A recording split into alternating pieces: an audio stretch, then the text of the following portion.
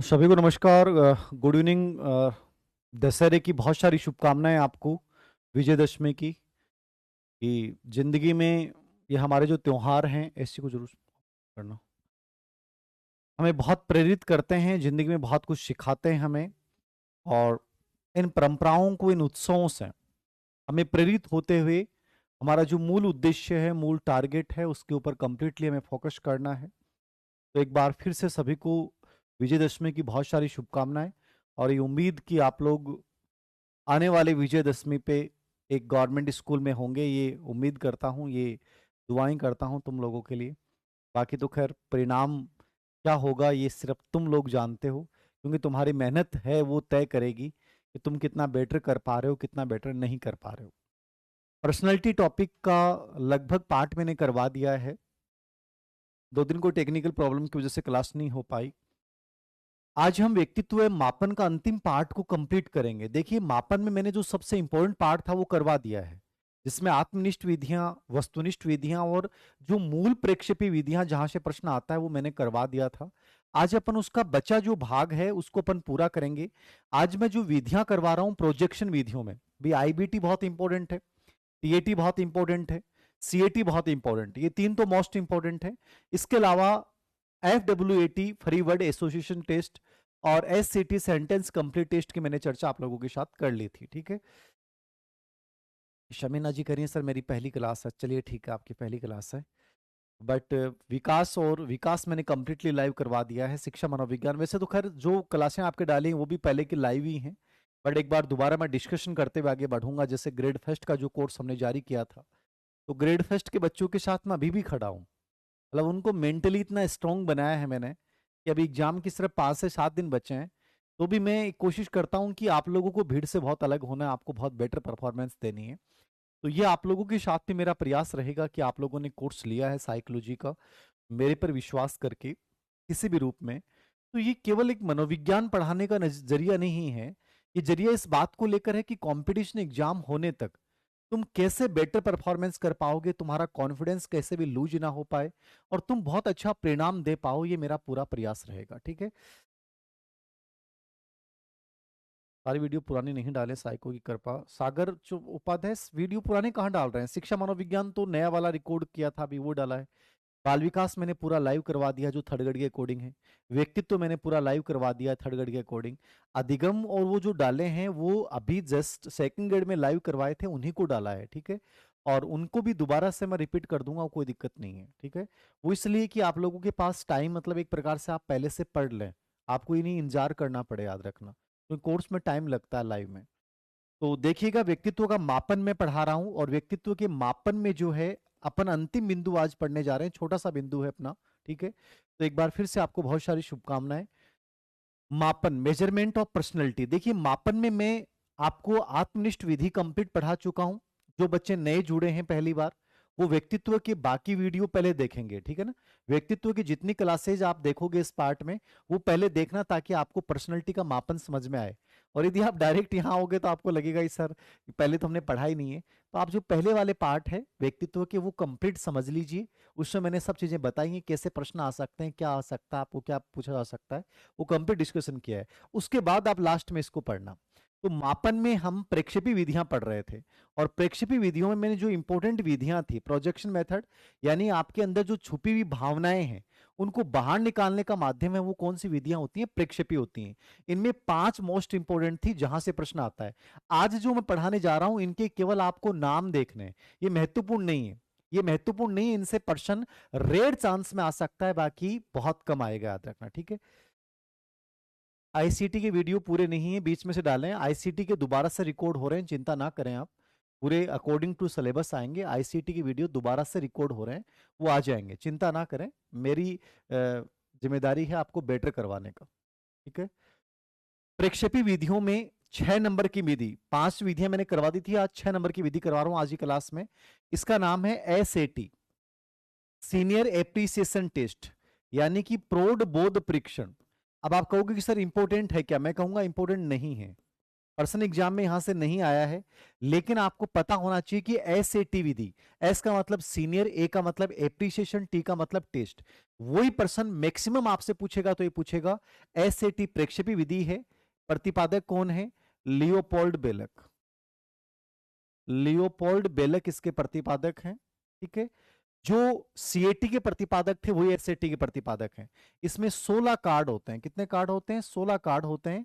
और 50 वर्ष से अधिक, 50 वर्ष से आयु जिनकी अधिक है, उन लोगों के लिए भी टेस्ट जो है बड़ा उपयोगी होता है, एसएटी प्रौढ़ बोध परीक्षण। मान लीजिए बूढ़े व्यक्ति हैं, उन बूढ़े व्यक्तियों के दिमाग में क्या चल रहा होगा उसको देखकर आपको एक कहानी लिखनी होती है। ऐसे आपके सामने चित्र होंगे, एक वृद्ध व्यक्ति है, उसके सामने उसकी पत्नी एक प्लेट लेके जाती है खाने की, और उसको देखकर ऐसा अजीब सा मुंह बनाता है, तो आपको उसकी भावनाओं को व्यक्त करना है कहानी के माध्यम से। ये होता है एसएटी विधि। तो एग्जाम में केवल मैक्सिमम, पर्सन आज तक आया नहीं है, आएगा तो ये पूछेगा एसएटी प्रौढ़ बोध परीक्षण है, लियोपोल्ड बेलक ने इसका निर्माण किया है, 16 कार्ड होते हैं, और ये 50 वर्ष से अधिक आयु के लोगों के लिए उपयोगी है। इसके अलावा इस पे कभी कोई प्रश्न नहीं आएगा, याद रखना। उमा चौधरी ने इसका भारत में अनुवाद किया था 1978 में। ठीक है ना, उमा चौधरी ने क्या किया था? 1978 में इसका अनुवाद किया है। बट ये एग्जाम में नहीं पूछेगा कि अनुवाद किसने किया। आप तो ये याद रखें, एसएटी एक प्रेक्षेपी विधि है, प्रौढ़ बोध परीक्षण, लियोपोल्ड बेलक ने इसको दिया है। 16 कार्ड होते हैं। कितने कार्ड होते हैं? 16 कार्ड, जिसपे वृद्ध व्यक्तियों की तस्वीरें बनी होती हैं, उनको देखकर आपको एक कहानी लिखनी होती है, और ये 50 वर्ष प्लस व्यक्ति होते हैं। ठीक है, लियोपोल्ड बेलक। उमा चौधरी ने 1978 में इसका क्या किया था? अनुवाद किया था। क्या किया था? इसका अनुवाद। चंद्रा प्रसाद जी कह रहे हैं रिकॉर्ड क्लास देखो या लाइव। देखिए चंद्रा प्रसाद जी, लाइव में थोड़ा समय ज्यादा लगता है, बाकी रिकॉर्डेड में भी बहुत अच्छा करवाया है। मैं जो भी करवाऊंगा आपको पता है बढ़िया ही करवाऊंगा। ठीक है ना, कमजोर तो कभी करवाऊंगा ही नहीं, चाहे रिकॉर्ड करवाओ चाहे लाइव करवाओ। ठीक है, लाइव में थोड़ा से कमेंट्स वगैरह देख लेता हूं तो डिस्कशन लंबा हो जाता है, तो हो सकता है कुछ बच्चों को लाइव ज्यादा पसंद नहीं आए, कुछ बच्चों को लाइव बहुत अच्छी पसंद आए, तो ये आप लोगों के नजरिए पर डिपेंड करेगा। बाकी दोनों बढ़िया क्लास हैं। ठीक है, करंट जीके का भी कुछ करेंगे। मनीष जी चिंता ना करें, आप सब बढ़िया होगा। आप मस्त रहा करो, जिंदगी में नकारात्मक नजरिया नहीं पालना है, हमें हर खराब परिस्थिति से बढ़िया चीज ढूंढ के लानी है। तो आप चिंता कदापि नहीं करेंगे, बढ़िया कराऊंगा, टेंशन नहीं लें आप, हर चीज बता दूंगा, तनाव नहीं लें। आपने कोर्स लिया ना उन्हीं पे, तो धीर सर जिम्मेदार हैं किसी न किसी रूप में, चिंता ना करें, बढ़िया कराएंगे। आपकी किताब ऐप पर ऑनलाइन उपलब्ध करवाएं, जल्दी करवाएंगे चंपालाल जी। ओके, ये समझ में आ गया? कुछ भी नहीं है इसमें, सिर्फ 2 सेकंड देखनी है। एसएटी प्रेक्षेपी विधि, लियोपोल्ड बेलक, 16 कार्ड, 50 वर्ष से अधिक, बाकी इसमें प्रश्न आज तक नहीं आया है। उमा चौधरी ने भारत में इसका अनुवाद किया। अगली विधि है 7 नंबर 8 नंबर पे, खेल या मनोनाट्य की विधि। ये ग्रेड थर्ड 2013 में जो प्रश्न पेपर हुआ था ना, ग्रेड थर्ड, तो उसमें आया था कि खेल या मनोनाट्य की विधि कौन से प्रकार की विधि होती है? तो ये प्रेक्षेपी विधि है। क्या है ये? प्रेक्षेपी विधि है। जेएल मोरेनो ने दी थी। किसने दी थी? जेएल मोरेनो ने। मतलब आपको इतना याद रखना है, मनोनाट्यक या खेल विधि प्रेक्षेपी विधि है। इसमें बच्चे को अभिनय करने का मौका दिया जाता है। क्या करने का मौका दिया जाता है? अभिनय। जैसे अभी बहुत टीजर चल रहा है कि अपन रामायण का अभिनय कर रहे हैं, तो रामायण में आपको मान लीजिए रावण बना दिया, किसी को राम बना दिया, तो वो जो व्यक्ति होगा वो जब रावण बनेगा तो अपनी दमित इच्छाओं को बाहर निकालेगा। तो कहने का मतलब ये आदमी अंदर की चीजों को प्रस्फुटित करता है। ये खेल या मनोनाट्य की विधि, आपको इतना याद रखना है। जेएल मोरेनो इसके प्रतिपादक हैं, और ये प्रेक्षेपी विधि है, बस इसके अलावा नहीं। मेरी बुक की कॉपी भेजिए। अच्छा, एक तो सीरियल क्रमांक नहीं होंगे, प्लस ऊपर का पेज ब्लैक ब्लैक सा दिखेगा, एकदम वाहिट होगा ना ऊपर का मेन कवर पेज, वो अपनी ओरिजिनल है, और जिस पे छाया सी होगी वो डुप्लीकेट। खेल मनोनाट्य की। उसके बाद है मोजेक परीक्षण। अब ये इतने इंपॉर्टेंट नहीं है, इनके नाम नाम लिख लो बस आप। मोजेक परीक्षण, ये जो है वो लोवेनफील्ड ने दिया था। किसने दिया था? लोवेनफील्ड ने दिया था। सिर्फ नाम नाम देख लेना। इसमें क्या होता है? 465 लकड़ी की छड़ें होती हैं। क्या होती हैं? लकड़ी की छड़ें होती हैं। इनसे एक डिजाइन बनानी पड़ती है मोजेक पर लोवेनफील्ड को। तो 465 लकड़ी की छड़ों से एक डिजाइन बनानी होती है। ठीक है ना, आप वो कैसी आकृति बनाते हैं, किस रूप में बनाते हैं, वो मोजेक परीक्षण है। तो लोवेनफील्ड ने इसको दिया है। और इसमें कितनी छड़ें होती हैं? 465 इसमें छड़ें होती हैं। कितनी छड़ें होंगी? 465 छड़ें। समझ में आ गया? खेल बनवाटे की विधि, जेल मोरेनो, मोजेक परीक्षण, लोवेनफील्ड, 465 लकड़ी की छड़ें होती हैं। ठीक है, सिर्फ नाम देखना आपको कि ये प्रेक्षेपी, बाकी इसमें कुछ नहीं पूछेगा। उसके बाद 7, 8, 9, 10 नंबर पे तस्वीर कुंठा परीक्षण, ये आया हुआ है ग्रेड थर्ड में। तस्वीर कुंठा परीक्षण, ये वैसे मैंने समायोजन में बताता हूं, बताई हुई भी है। रोजनविग ने दिया था। किसने दिया था? रोजनविग। इन्होंने 1949 में इसको दिया था। इसमें 24 कार्टून होते हैं, 24 चित्र होते हैं। मतलब एक प्रकार से जो कुंठा शब्द है ना, फ्रस्ट्रेशन, मतलब तस्वीरों को देखकर आप यदि भगनासाग्रस्त हैं, भगनासा जानते हैं ना, कोई भी इच्छा या आवश्यकता की पूर्ति ना होने से जो तनाव पैदा होता है वो कुंठा है। कि मान लीजिए आप सिलेबस कवर नहीं कर पा रहे, आपका लगातार 3-4 एग्जाम में असफल हो गए, तो आपके अंदर फिर फ्रस्ट्रेशन आने लग जाता है, अजीब सा फील होने लग जाता है कि दुनिया बकवास है, मेरे साथ ही क्यों होता है, ये भाव आने लग जाते हैं। तो ये फ्रस्ट्रेशन है, ये कुंठा है, याद रखना। तो ये एक प्रकार से इस इसका मापन करता है। ये टेस्ट रोजरविग ने बनाया था 1949 में। और इसमें 24 कार्टून होते हैं। कितने कार्टून होते हैं? 24 कार्टून होते हैं। उसको देख के आपको आपकी कुंठा का मापन किया जाता है। मोहर लगी वो असली बुक है ना, मोहर भी असली बुक नहीं है। ये डुप्लीकेट इन लोगों ने मोहर भी बना ली है अपनी अवनी पब्लिकेशन की, और उसमें साइन भी कर रहे हैं लोग, डुप्लीकेट वाले भी। सीरियल क्रमांक देखने प्लस पेज की क्वालिटी देखनी है, क्योंकि ये अपने से एडवांस चल रहे हैं। बहुत होशियार है, दुनिया में बेईमानी इतनी भरी पड़ी है। ओके, भाद्रा से नमस्कार, बहुत नमस्ते। तस्वीर कुंठा प्रेक्षण रोजनविग 1949, 24 कार्टून चित्र होते हैं। हो गए यहां तक? कोई डाउट है यहां तक? नहीं है ना? बट आराम से एक एक चीज को समझना है, बहुत रिलैक्स मूड में। साइकोलॉजी और ये 50 नंबर का पार्ट है, ये बढ़िया तरीके से करवा दूंगा, बाकी भी आपकी हेल्प करेंगे हम। चिंता कदापि ना करें आप, सब बढ़िया होगा। तस्वीर कुंठा परीक्षण हो गया 10 नंबर पे। 11 नंबर पे ड्राई मैन परीक्षण, ये आया हुआ है, याद रखना। ड्राई मैन परीक्षण। अब ड्राई मैन परीक्षण बुद्धि में भी आता है, बट व्यक्तित्व में ड्राई मैन परीक्षण आएगा ना, वो याद रखना मेक ओवर आता है। और जो बुद्धि में आता है ना, आदमी चित्त परीक्षण, वो गुड एनएफ का आता है। वो किसका आता है? गुड एनएफ का। लेकिन पर्सनैलिटी में आता है तो आपको क्या करना है? ड्राई मैन परीक्षण। यानी इसमें आपको मनुष्य की आकृति को डिजाइन करना होता है। ये किसने दिया था? मेक ओवर ने। तो ये आया हुआ प्रश्न है, याद रखना। केवल इन पे आए, ग्रेड थर्ड में आए हुए हैं ऐसे। मतलब पहले की जो ग्रेड थर्ड हुई थी ना, पेपर बहुत अच्छा आता था वहां। तो ड्राई मैन परीक्षण नॉर्मली बच्चे इनको पढ़ते नहीं है, 5 पे आता है नॉर्मली आरपीसी में, बट आपको पढ़ के जाना है। तो ड्राई मैन परीक्षण मेक ओवर ने दिया था, इसमें मनुष्य की आकृति डिजाइन करनी है। अब वो आकृति कैसे बनोगे, वही तुम्हारे विचार होंगे, बस आपको इनाम देखना है। 12 नंबर पे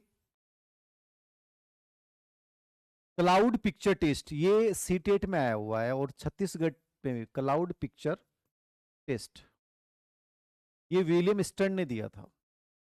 किसने दिया था? विलियम स्टर्न ने दिया था। इसको बादल चित्त परीक्षण भी बोल सकते हैं आप, ठीक है ना? बादल चित्त परीक्षण भी बोल सकते हैं। तो क्लाउड पिक्चर टेस्ट किसका है? विलियम स्टर्न का। लिख लेना, आया है छत्तीसगढ़ टेट में भी आया है। बुक की सेंड मैंने उस पर करवा रखी है, हरिनारायण जी कोचर जो हैं, मैंने करवा रखी है, भेज रखी है टेलीग्राम पे, दोबारा भेज देंगे, याद रखना। दोबारा से मैं भेज दूंगा, बाकी मैंने भेज रखी है। ठीक है, 11 हो गए, 12 हो गए क्या? 13 नंबर पे आत्मबोध परीक्षण। आत्मबोध ये इंपॉर्टेंट नहीं है, छोड़ देना चाहिए। ये रॉबर्ट्स ने दिया था। इसमें 27 कार्ड होते हैं। रॉबर्ट्स 27 कार्ड होते हैं इसमें। 27 कार्ड हैं, उनको देखकर वही कहानी लिखनी है। रॉबर्ट्स आत्मबोध परीक्षण, 27 कार्ड होते हैं इसमें। आत्मबोध परीक्षण। एक होता है घर पेड़ व्यक्ति परीक्षण, ये भी नाम नाम देख लेना, एचबीटी टेस्ट बोलते हैं इसको, घर पेड़ व्यक्ति परीक्षण, एचबीटी। ये बक ने दिया था। इसमें घर पेड़ व्यक्ति की आकृति बनानी पड़ती है। इनके सिर्फ नाम लिखा रहा हूं मैं। चित्र कहानी परीक्षण, चित्र कहानी परीक्षण सनीडमैन ने दिया था। चित्र कहानी परीक्षण सनीडमैन। इसमें चित्र को देख के कहानी लिखनी होती है, और इसमें 22 चित्र होते हैं। कितने चित्र होते हैं? 22 चित्र, ये लिख लेंगे आप। आत्मबोध परीक्षण रॉबर्ट्स ने दिया था, 27 कार्ड होते हैं। घर पेड़ व्यक्ति परीक्षण बक ने दिया था, और इसमें घर की आकृति बनानी होती है, याद रखना। चित्र कहानी परीक्षण सनीड मैन ने दिया था, इसमें 22 चित्र होते हैं। वही 22 चित्रों को देख के आपको कहानी लिखनी है। क्या लिखनी है? कहानी लिखनी है। एक सजोंदी परीक्षण होता है, सजोंदी। यादा न है सजोंदी परीक्षण, काट देता हूँ मैं, सजोंदी परीक्षण ये लिख लिया है क्या? ये नॉर्मल है, याद रखना, इनमें कुछ ज्यादा विशेष नहीं, याद रखना बहुत नॉर्मल नाम देख के जाना है, इसलिए मैं डिटेल चर्चा नहीं कर रहा हूँ क्योंकि इसमें अनावश्यक समय खराब करना होता है। तो इनके केवल नाम देखने, इसमें क्लाउड पिक्चर टेस्ट जस्ट आ गया तो इसलिए नाम देख के जाना है। ट्राई मैन परीक्षण थर्ड ग्रेड में आया हुआ तो नाम देखना। बाकी इन तीनों में से कोई भी नाम नहीं आया हुआ, लेकिन फिर भी याद रखना कि प्रेक्षेपी विधियां हैं। मैक्सिमम इनका नाम और प्रतिपादक। आत्मबोध परीक्षण में आदमी को अपनी कहानी लिखनी है। घर पेड़ व्यक्ति परीक्षण में घर पेड़ व्यक्ति की आकृति बनानी है। और चित्र कहानी परीक्षण में चित्र को देख के कहानी लिखनी है। एक सजोंदी परीक्षण आता है, सजोंदी, सजोंदी परीक्षण। ये सजोंदी जो नाम है ना, इसी ने बनाया था। इसमें 48 फोटोग्राफ होते हैं। इन फोटोग्राफ को व्यवस्थित करना होता है, ठीक है ना। 48 फोटोग्राफ को व्यवस्थित करना होता है, बट इंपॉर्टेंट नहीं है, ठीक है। ऐसे ही मनोविश्लेषण विधि जो है ना, वो भी प्रेक्षेपी में आती है। मनोविश्लेषण विधि, क्योंकि सिगमंड फ्राइड का संबंध था ना प्रेक्षेपी से, तो मनोविश्लेषण विधि जो आती है ये 15-16 नंबर हो गई, ये 17 नंबर हो गई। मनोविश्लेषण विधि जो फ्राइड ने दी थी वो भी प्रेक्षेपी का ही पार्ट है, याद रखना। इसके 3 पार्ट होते हैं। सौपन विश्लेषण विधि, सौपन विश्लेषण ये इसी का पार्ट होता है। स्वतंत्र साहचर्य, ये मनोविश्लेषण का पार्ट है, याद रखना। और शब्दों को मिलाने की विधि, शब्दों को मिलाने की विधि, ये 3 विधियां हैं। मनोविश्लेषण याद रखना सिगमंड फ्राइड ने दी है, जिसमें अपन अचेतन मन का अध्ययन करते हैं। मनोविश्लेषण प्रेक्षेपी विधि का पार्ट होती है, ठीक है। मनोविश्लेषण के 3 पार्ट हैं। स्वप्न विश्लेषण, स्वप्न विश्लेषण मतलब रात को आप सपने देखोगे ना, वो आपकी दमित इच्छाओं को व्यक्त करेंगे। सपने हमेशा याद रखना अधूरी इच्छाओं के आते हैं। जो भी अधूरे सपने हैं, आपकी बहुत सारी अधूरी चीजें होती हैं लाइफ में। पहली बार जब उनसे कुछ हुआ था, मोहब्बत वगैरह। अब मोहब्बत की पूर्ति हो ही नहीं सकती, याद रखना। मोहब्बत की पूर्ति हो जाएगी तो परिणाम उल्टे आते हैं। मैं आज अखबार में पढ़ रहा था एक लव मैरिज का परिणाम, जयपुर का। बैंक में लग गई थी लड़की, लड़का चटी फेल था, प्यार हो गया, शादी भी हो गई। अब वो लड़की ने सुसाइड कर लिया। तो कहने का मतलब क्या है? कहने का मतलब क्या है? मोहब्बत शादी तक नहीं पहुंचनी चाहिए। मेरा कहने का मतलब समझ रहे हो ना? आप कहते हो सर ये तो गलत बात है, आप तो ऐसे मजे लेने लग गए, हमने तो पता नहीं क्या क्या अनुमान पाल रखे हैं। मतलब शादी, मोहब्बत शादी जब तक पहुंच जाती है ना, तो प्रॉब्लम क्रिएट करती है, वो सक्सेस नहीं होती है। मोहब्बत की यादें मीठी मीठी होनी चाहिए। अब यादें कैसी हैं? उनको देख लिया, मुस्कुरा लिए, बहुत अच्छा लगा। फिर रात को सपने आए तो सपनों में उनके साथ घूमने गए ऊटी, समुद्र के किनारे बैठे हैं, एक पत्थर की चौकी है, लहरें आ रही हैं, दोनों के पैरों को टकरा रही हैं, दोनों बड़ी बातें कर रहे हैं। रात को 3-4 घंटे निकल गए, पता नहीं चला, कितना आनंद आया। और जब शादी हो गई, शादी होने के बाद आप कहोगे चलो समुद्र के किनारे चलते हैं वहीं पे, और वहां जब पानी टकराएगा ना, तो पानी टकराता हुआ अजीब सा लगेगा यार। और वो जो शादी से पहले वाली सिचुएशन थी ना, वहां पता नहीं चला 8 घंटे बीत गए बातें करते करते, कितना अच्छा लगा। और शादी के बाद तुम कहोगे चलो वापस उसी समय में कालखंड में चलें। रहने दे यार, रहने दे भाई, ठीक है, जो चल रहा है ना इसको चलने दे। कहने का मतलब यही है कि जो दमित इच्छाओं में मजा है, जिन चीजों को दबाने में मजा है, और रात को फिर चोरी छिपे सपनों में जब उनकी पूर्ति करते हैं ना, तो वो जो फील आता है ना, वाह, रात को हम उनसे मिले थे, ठीक है ना, इतना अच्छा लगा, काश वो सच हो जाता। वो सच ना हुआ इसलिए ठीक है, यदि वो सच हो जाता ना तो प्रॉब्लम हो जाती। बहुत सारी चीजें जिंदगी में ऐसी हैं वो अधूरी अच्छी लगती हैं, इसलिए प्रेम हमेशा अधूरा सही लगता है। ठीक है। अरे कमेंट्स नहीं दिख रहे आपके? प्रॉपर विश्लेषण समझ में आ गया? स्वतंत्र साहचर्य में क्या होता है कि सब प्रेम छुपाए बैठे हो आप अपने आप में, सो रोमांटिक, अरे हाय मनीषा जी, ऐसे कोई बात नहीं है। मैं तो बता रहा हूँ, मैं तो आप लोगों की भावनाओं को बता रहा हूँ। ऐसा कुछ नहीं है, आप लोग मत समझ लीजिएगा कि सर तो बहुत रोमांटिक है। तो सीरियस रहने वाला आदमी हूँ। हाँ, स्वतंत्र साहचर्य में क्या होता है कि आप मान लीजिए झूठ बोल रहे हैं। आप में से मान लीजिए मैं पूछूंगा कि भाई आप में से किसी ने मोहब्बत की है क्या? तो आप कहोगे सर ना ना सर, किताबों के अलावा टाइम ही नहीं मिला। तो फिर मैं आप लोगों को क्या करूंगा, एक ऐसी जगह पे बैठा दूंगा एकांत में, और धीरे धीरे फिर आपके साथ बातें करूंगा, ऐसे ही आपको पता नहीं चलेगा। और फिर आपका ध्यान अचानक से डाइवर्ट हो जाएगा, जो चीज तुम छुपाना चाहते थे ना, फिर तुम्हारा दर्द निकल के आएगा। सर क्या बताऊं, 8वीं क्लास में ही मुलाकात हो गई थी सर, लेकिन हुआ बहुत बुरा। अब जिस चीज को तुम छुपा रहे थे, मना कर रहे थे, मैंने जैसे तुम्हें एक दूसरी स्थिति में बैठाया और तुम्हारे साथ ऐसी बातें शुरू की, तुम्हारा ध्यान अचेतन में ले गया, अचेतन में ले गया, तो तुम्हारे अंदर जो दबाव पड़ा है ना, वो गुबार की तरह निकलेगा। जैसे आदमी शराब पीने के बाद जो भी बोलता है ना, सच बोलता है। शराब पीने के बाद में आपने झूठ कौन बोले, फिर ओरिजिनल बातें निकलेंगी, याद रखना। तो इसमें कोई शराब नहीं पिलाई जाएगी, इसमें केवल माहौल, एक साइकोलॉजिस्ट बातें ऐसे करेगा। जैसे मैं आप लोगों की सच्चाई को उगलवा सकता हूँ। तुम कहते हो ना कई बार कि सर जिंदगी में बहुत दर्द है, अब मेरे सामने बैठोगे तो तुम्हारा दर्द निकलना शुरू हो जाएगा, छुपे हुए रहस्य निकलने शुरू हो जाएंगे। बातें ऐसे करूंगा। और शब्दों को मिलाने की विधि में इसमें आपको कुछ मैजिक वर्ड्स दिए जाते हैं, उनसे आपको मिलान करना पड़ता है कि कौन सा क्या सही है। ये एक 3 तरीके होते हैं, ठीक है। समीना, अरे लव मैरिज मेरे को पसंद ही नहीं है समीना। क्या बात कर रही हो, love marriage, arrange marriage best marriage, ठीक है ना। लव मैरिज के परिणाम नेगेटिव आते हैं, मैं तो ये मानता हूँ। मैंने तो लोगों को देखा है, मैंने पता नहीं कितने लोगों की काउंसलिंग की है। और जो मैं एक्सपीरियंस बोलता हूँ ना, आप ये मत समझना कि धीर सर का एक्सपीरियंस है। धीर सर के नहीं है, लोगों के एक्सपीरियंस में बता रहा हूँ, नोट कर रहा हूँ मैं। साइकोलॉजी का आदमी हूँ, सब चीजों को रीड करता हूँ। ओके। तो ये सब प्रेक्षेपी विधियां हैं, याद रखना, इनको याद रखिएगा, इनके नाम नाम देख लीजिएगा, ठीक है। हिंदी टेस्ट सीरीज बहुत शानदार है दिव्या जी। हिंदी टेस्ट सीरीज की सिचुएशन ये है, हमारा वादा ये है, हिंदी और इंग्लिश दोनों में ही बहुत, साहित्य में दोनों में बहुत बढ़िया कर रहे हैं, हिंदी इंग्लिश संस्कृत में भी बहुत बढ़िया कर रहे हैं। मतलब कि इन टेस्ट सीरीज में से ही प्रश्न आ जाए, ये प्रयास है हिंदी वाले सर का। मेरे को कह रहे थे सर, बोले कि कोशिश ये कर रहे हैं कि इससे सब कुछ आ जाए। अरे हिस्ट्री वाले सर की तबीयत खराब है, प्रॉब्लम्स आ रही हैं, आप कहो तो दूसरे टीचर से डलवा सकते हैं।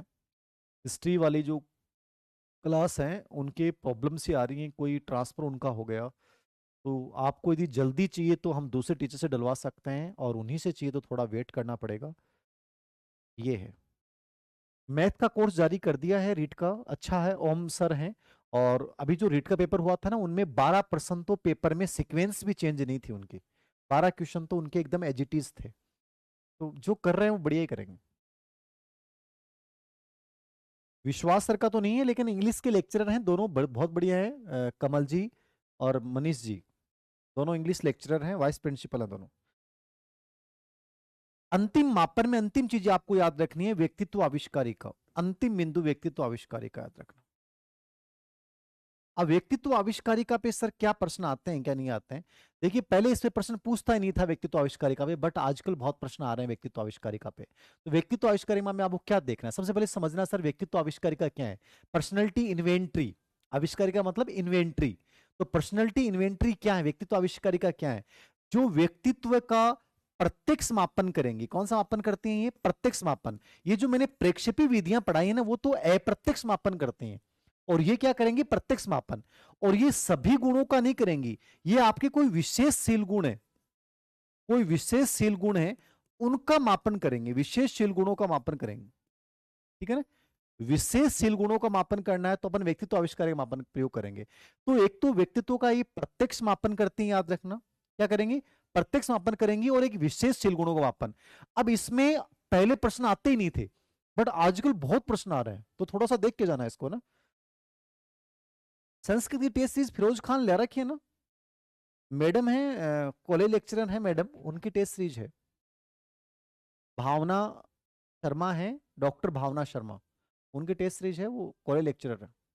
सीमा का नाम ले लिया, सीमा, खुश हो ना, वेरी गुड। एसएसटी की बुक ममता जी, ग्रेड 3 के लिए या सेकंड ग्रेड के लिए। विशेष शील गुणों का मापन, प्रत्यक्ष मापन, ठीक है ना। आप जो किताब के लिए बच्चे कह रहे थे ना, किताब का देखो ये है, किताब तो यही है अपनी ओरिजिनल। किताब में चक्कर पड़ जाता है, ग्रेड 3 वाली किताब है ना, ये ओरिजिनल किताब है, ठीक है ना। अब जो इसमें डुप्लीकेट होगी ना, उसमें क्या होगी, उस पर एक छाया सी होगी, ठीक है। और जो अंदर के पेज हैं, जैसे मान लीजिए ये किताब है, इसमें जैसे ये ओरिजिनल है। अब इसमें जो मोहर है, ठीक है, उस पे सीरियल क्रमांक होगा, ठीक है ना, यहां पे एक सीरियल क्रमांक होगा, और जो अभी मार्केट में किताब चल रही है वो 40,000 प्लस सीरियल क्रमांक पे चलेगी, ठीक है ना, 40,000 प्लस सीरियल क्रमांक पे, ऐसे इस प्रकार से। और बीच में एम का सा साइन होगा स्पेशली, ठीक है। और अंदर के जो पेज है ना, अंदर के पेज वो ठीक है, अच्छी ठीक क्वालिटी है, और जो बाकी डुप्लीकेट आएगी उनकी पेज काफी हल्के आएंगे, ये फर्क होगा। समग्र मनोविज्ञान है तो आईसीटी की किताब अलग निकालेंगे, शैक्षिक परिदृश्य की किताब अलग निकालेंगे, वो पढ़ लेना बस, ठीक है। बाकी साइकोलॉजी में कोई टेंशन नहीं आने दूंगा, शैक्षिक परिदृश्य में भी टेंशन नहीं आएगी, हर चीज बता देंगे, प्रश्न बाहर नहीं आएंगे, तय बात। लास्ट तक मतलब एग्जाम के पहले दिन तक आपके साथ रहूंगा, याद है, इतनी विश्वास दिला देता हूं। तो ये याद रखना दोनों बिंदु। अब व्यक्तित्व आविष्कारिका में क्या है, सबसे पहले व्यक्तित्व आविष्कारिका बनाई थी वुडवर्थ ने, सबसे पहले 1918 में व्यक्तित्व आविष्कारिका किसने बनाई थी, वुडवर्थ ने। इसने सैनिकों की संवेगात्मक है, तो व्यक्तित्व आविष्कारिका का जनक जो माना जाता है वो वुडवर्थ को माना जाता है। इसने सबसे पहले व्यक्तित्व आविष्कारिका बनाई थी जिसमें 116 प्रश्न थे, कितने प्रश्न थे, 116 प्रश्नों की व्यक्तित्व आविष्कारिका बनाई थी, सैनिकों के लिए, ठीक है ना। इसमें सैनिकों की जो संवेगात्मक अस्थिरता ना, इमोशनली डिस्टर्बेंस, उसको मापने के लिए, ठीक है ना, संवेगात्मक अस्थिरता को मापने के लिए इसने इसका निर्माण किया था। बट एग्जाम में प्रश्न नहीं है, व्यक्तित्व आविष्कारिका का निर्माण या जनक किसको माना जाता है, वुडवर्थ को। इसने 1918 में सबसे पहले व्यक्तित्व आविष्कारिका का निर्माण किया था, किसके लिए, सैनिकों की संवेगात्मक अस्थिरता का मापन करने के लिए। इसमें कितने प्रश्न थे, 116 प्रश्न, एग्जाम में नहीं आया है। आप इतना याद रखें, व्यक्तित्व आविष्कारिका का जनक वुडवर्थ, 1918, सैनिकों की संवेगात्मक अस्थिरता का मापन करने के लिए इसका प्रयोग किया गया था। इसमें 116 प्रश्न, बट एग्जाम में नहीं आया। एग्जाम में आती है व्यक्तित्व आविष्कारिका है एमएमपीआई, ये सबसे मोस्ट इंपॉर्टेंट, ये आप पढ़ के जाना, यहां से प्रश्न जरूर आएगा, याद रखना। एमएमपीआई का मतलब है मिनीसोटा, मिनीसोटा मल्टीप्लाई बहुपक्षीय, पर्सनैलिटी इन्वेंट्री, व्यक्तित्व अनुसूची, व्यक्तित्व अनुसूची, ये सबसे इंपॉर्टेंट है, याद रखना, ठीक है। ये हाथियो मैकिनेले ने बनाई थी, किसने बनाई थी, हाथियो मैकिनेले ने इसका निर्माण किया था। 1940 में इसको बनाया था, लेकिन आप डेट याद रखना, 1943 प्रकाशन, 1943 में इसका प्रकाशन हुआ था। कब प्रकाशन हुआ था इसका, 1943 में इसका प्रकाशन हुआ, 40 में बनी थी, 1943 में इसका प्रकाशन हुआ। किसने बनाई है, हाथवे व मैकिनेले ने, किसने बनाई है, हाथवे मैकिनेले ने इसका निर्माण किया है, हाथवे मैकिनेले ने इसका क्या किया, निर्माण किया है। एमएमपीआई, मिनीसोटा बहुपक्षीय व्यक्तित्व अनुसूची, एमएमपीआई, और मिनीसोटा बहुपक्षीय व्यक्तित्व अनुसूची हाथवे मैकिनेले ने 1940-43 निर्माण किया था।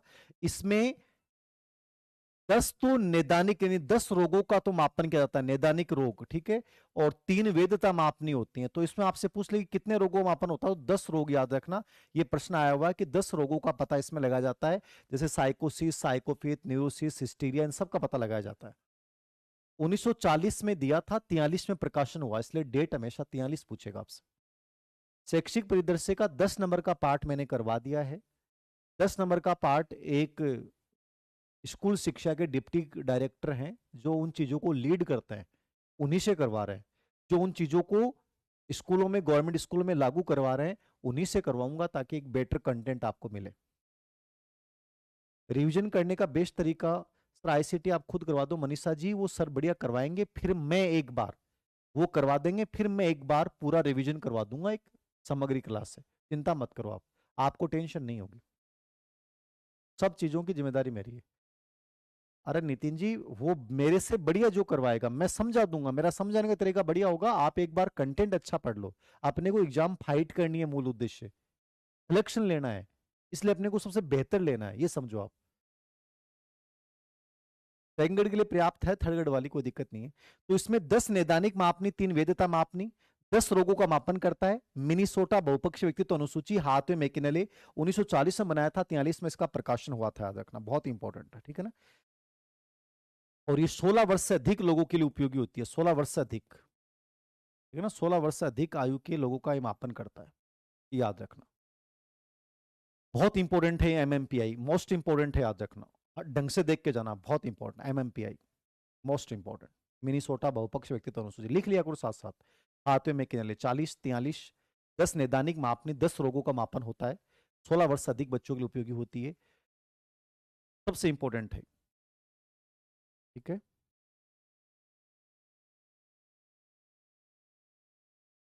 एक आती है MBTI, ये MMPI थी, ये MBTI इंपॉर्टेंट तो नहीं है बट फिर भी देख लेना, ठीक है ना। मायर्स ब्रिग्स टाइप अनुसूची इंडिकेटर, ये मायर्स और ब्रिग्स ने ही बनाया था, याद रखना। 1943 में इसका निर्माण हुआ था, डेट एक ही है, 14 वर्ष से अधिक आयु के बच्चों के लिए उपयोगी है, ठीक है ना। और जो युंग का वर्गीकरण था ना, युंग का अंतर्मुखी बहिर्मुखी, वो इसी पे आधारित था, युंग का वर्गीकरण इसी पे आधारित था, युंग का वर्गीकरण इसी पे आधारित था, इस पे कोई प्रश्न नहीं आया है। MBTI Myers Briggs type indicator, ठीक है, 1943 में इसका निर्माण हुआ था, 14 वर्ष से अधिक आयु के बच्चों के लिए उपयोगी होती है, और युंग का वर्गीकरण इसी पे आधारित था। रिवीजन करने का बेस्ट तरीका यही है, आप एक बार तो सरसरी तौर पे पढ़ो, दूसरी बार थोड़ा हल्का हल्का समय दो, ठीक है। इससे आपको कॉन्फिडेंस आएगा। यदि आप एक टॉपिक को लेकर बैठ कर 6 घंटे को पढ़ रहे हैं तो आप में नेगेटिविटी आएगी कि सर मैं एक ही टॉपिक कवर नहीं कर पा रही, मेरे तो याद नहीं। आप एक बार रिवीजन करो, फास्टली एक बार बढ़ो, एक बार तो फिर दूसरी बार थोड़ा सा हल्के तरीके से बढ़ो, एक तरीका होता। युंग का वर्गीकरण इसी पर आधारित था, ठीक है। एक नियो व्यक्तित्व आविष्कारी का, नियो नियो व्यक्तित्व आविष्कारी का, नियो व्यक्तित्व आविष्कारी का लिख लें, नियो ये भी कोई प्रश्न आया तो नहीं एग्जाम में बट फिर भी याद रखना आप, नियो व्यक्तित्व आविष्कारी का। कोस्टा और मेक्रे ने जो पंचकारक मॉडल दिया था ना, कोस्टा मेक्रे, कोस्टा और मेक्रे इन्होंने दिया था, इन्होंने पंचकारक मॉडल भी दिया था व्यक्तित्व का, यदि आपको पता हो तो, पंचकारक मॉडल, ठीक है ना। पंचकारक मॉडल होता है अनुभवों के लिए खुलापन, लिख लेना, इंपॉर्टेंट है। अनुभवों का खुलापन, ओपननेस, बहिर्मुखी, बहिर्मुखी, स्नायु विकृति, सहमतिशीलता, कर्तव्य निष्ठा, ठीक है ना। ये पंचकारक मॉडल होते हैं, क्या होते हैं, पंचकारक मॉडल होते हैं, बहिर्मुखता, स्नायु विकृति, कर्तव्य निष्ठा और सहमतिशीलता, ये पंचकारक मॉडल होते हैं। ये कोस्टा मेक्रे ने दिया था और ये नियो व्यक्तित्व आविष्कारी का इन्हीं का मापन करती है, ठीक है। पंचकारक मॉडल क्या होते हैं व्यक्तित्व के, अनुभवों का खुलापन जो बहुत ओपन होते हैं, बहिर्मुखी, याद रखना, इसमें कई बार ऑप्शन में अंतर्मुखी लिखा था, वो गलत है। स्नायु विकृति जो न्यूरोटिसिज्म होते हैं, ठीक है, मानसिक अवसादग्रस्त, सहमतिशीलता, विवेकशीलता आप कह सकते हो, कर्तव्य निष्ठा, ये 5 कारक ही याद रखना, ठीक है। जीके में ज्योग्राफी क्लास नहीं आ रही, सब आ जाएंगी, आप वेट करें, मैंने बोल दिया सब टीचर्स को कि फटाफट निकालें। एक प्रश्न और अभी चर्चित था, थ्रस्टन, ये भी कई एग्जाम में आया, याद रखना, अपनी किताब में डाल रखा था, बाकी तो मैंने कहा था है ही नहीं। स्वभाव अनुसूची, टेम्परामेंट शेड्यूल, स्वभाव अनुसूची व्यक्तित्व आविष्कारी का, ठीक है ना। इसमें 7 तत्व होते हैं, उन 7 तत्वों का मापन किया जाता है। थ्रस्टर ने बनाया था इसको, टेम्परामेंट शेड्यूल भी बोलते हैं, ठीक है ना, स्वभाव अनुसूची या टेम्परामेंट शेड्यूल। तो ये व्यक्तित्व आविष्कारिका में ये प्रश्न बहुत बार रिपीट हुआ है, इसको याद रखना, टेम्परामेंट शेड्यूल या स्वभाव अनुसूची, टेम्परामेंट का मतलब स्वभाव होता है, तो टेम्परामेंट शेड्यूल किसने बनाया, थ्रस्टर ने, और इसमें 7 तत्वों की पहचान की जाती है। तो ये देख लीजिएगा, ये व्यक्तित्व का आपका पूरा मापन है, मतलब पर्सनैलिटी का मापन यहाँ पूरा हो जाता है। अब देखो ग्रेड 3 में सिलेबस में केवल इतना ही डाल रखा है, व्यक्तित्व का संपर्क, व्यक्तित्व को प्रभावित करने वाले कारक, व्यक्तित्व के प्रकार और व्यक्तित्व का मापन। आपके सिलेबस में सिद्धांत नहीं डाल रखे हैं। अब आप कहोगे सर सिद्धांत पढ़ने चाहिए कि नहीं पढ़ने चाहिए। देखिए ग्रेड 3 वाले बच्चों को मैं कहना चाहूंगा कि मेरे अकॉर्डिंग, जो मेरी राय है, सिद्धांतों में आपको 3 सिद्धांत देख लेने चाहिए, एक सिगमंड फ्राइड, एक केटल और आलपोर्ट, और एक नव फ्राइडवाद, ये 3 देखने चाहिए, हल्के, नुकसान नहीं है। अब आप कहोगे सिलेबस में नहीं है ग्रेड 3 में, आप कहोगे तो इनकी जो मेरी पहली रिकॉर्डेड क्लास है वो डाल दूंगा, आप कहोगे तो इनको लाइव भी करवा दूंगा, बट ये सिलेबस में डायरेक्ट नहीं है। तो आपकी इच्छा हो तो मैं इनकी वीडियो डलवा दूंगा इसके बाद, ताकि अपन नया टॉपिक स्टार्ट कर दें, ठीक है। एक 16 पीएफ भी याद रखना, 16 पीएफ प्रश्नावली किसने बनाई थी, ठीक है ना। 16 पीएफ प्रश्नावली भी बहुत बार आया हुआ है, ये केटल ने बनाई थी। किसने बनाई थी?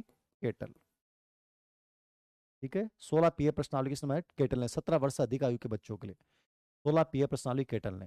तो स्पेशली ग्रेड 3 के अकॉर्डिंग टू सिलेबस चलें तो व्यक्तित्व टॉपिक पूरा हो जाता है। और अकॉर्डिंग टू सिलेबस अपन नहीं चलेंगे, अपन चलेंगे सर थोड़ा सा अपन और भी चीजें देख लें, तो इसमें अपने को सिद्धांत में सिगमंड फ्राइड बहुत महत्वपूर्ण है, ठीक है।